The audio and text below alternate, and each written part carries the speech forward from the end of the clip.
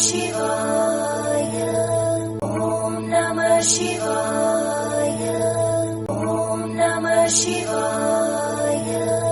ஓம் அகத்தீசாய நம. அகத்திய பெருமான் ஜீவனாடி வாக்கு. திருவண்ணாமலை தீபத்தின் சிறப்புகள். திருவண்ணாமலையில வருஷம் ஒரு முறை ஏத்துற அந்த பிரம்மாண்டமான தீபத்தை நம்ம எல்லாருமே பார்த்திருப்போம் இல்லையா?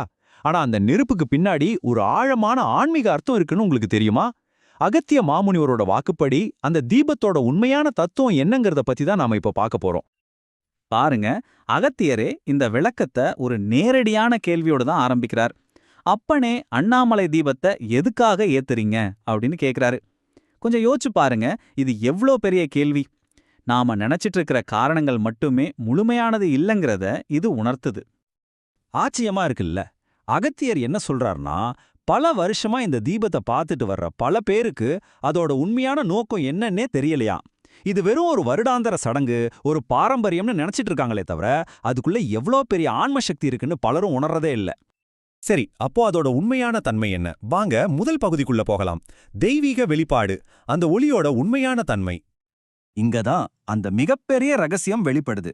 அந்த தீபங்கிறது வெறும் நெருப்பு இல்ல, அது இந்த உலகத்துல வாழ்ந்துட்டு இருக்கிற அத்தனை சித்தர்களோட ஞானமும் தவ ஆற்றலும் ஒன்னா சேர்ந்து ஒரு ஒளி வடிவமா வெளிப்படுறது தான் அந்த தீபம். அது சாதாரண ஒளி இல்ல, அது சித்தர்களோட ஒட்டுமொத்த பிரக்ஞையின் வெளிப்பாடு. அப்போ அவ்வளவு சக்தி வாய்ந்த அந்த ஒளிய பார்க்கறதால நமக்கு என்ன கிடைக்கும்? அதான் நம்மளோட இரண்டாவது பகுதி, தரிசனத்தின் சக்தி. பார்க்கறதுல இருந்து ஒரு மாற்றத்துக்கு எப்படி போறது?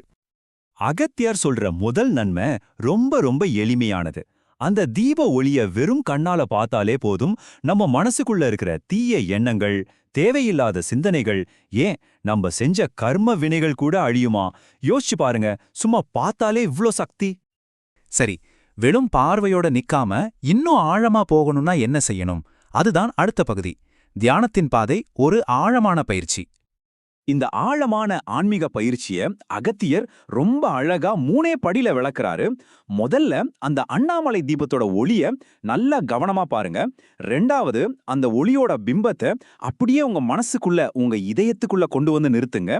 3வதா, உங்க உள்ளுக்குள்ள இருக்கிற அந்த ஒளிய மையப்படுத்தி விடாம தியானம் செய்யுங்க.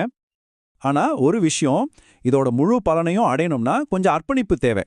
அகத்தியர் சொல்றாரு, இந்த தியானத்தை 1 மாசம், 2 மாசம் இல்லனா 5 மாசம் வரைக்கும் தொடர்ந்து விடாமுயற்சியோட செய்யணுமா. பெரிய மாற்றங்கள் நிகழ கொஞ்சம் காலம் எடுக்கும் இல்லையா? இவ்ளோ அர்ப்பணிப்போட இந்த தியானத்தை செஞ்சா கடைசியா என்னதான் நடக்கும்? அதான் நம்மளோட இறுதி பகுதி, இறுதி மாற்றம், கர்மாவின் களைப்பு. இந்த பயிற்சியோட உச்சக்கட்ட பலனை அகத்தியர் அவரோட நேரடியான சக்தி வாய்ந்த வார்த்தைகள்ல சொல்றாரு. அப்பனே, பல கர்மாக்கள் கரையும் என்பேன் அப்பனே. இது சாதாரண விஷயம் அல்ல, லேசுபட்ட கர்மாவெல்லாம் இல்ல, ரொம்ப ஆழமா வேரூன்றி போன கர்ம வினைகள் கூட கரைஞ்சு போகும்னு ஒரு மகத்தான வாக்குறுதியை கொடுக்கறாரு. அப்போ இந்த அண்ணாமலை தீபங்கிறது வெறும் ஒரு திருவிழா இல்ல, அது ஒரு ஆழமான ஆன்மீக வாய்ப்பு. இந்த ஒளியோட உண்மையான சக்தியை உணர்ந்து அதன் மூலமா நம்மள நாமளே மாத்திக்க நம்ம தயாரா இருக்குமா? இந்த கேள்வியோட இந்த விளக்கத்தை நிறைவு செய்வோம்.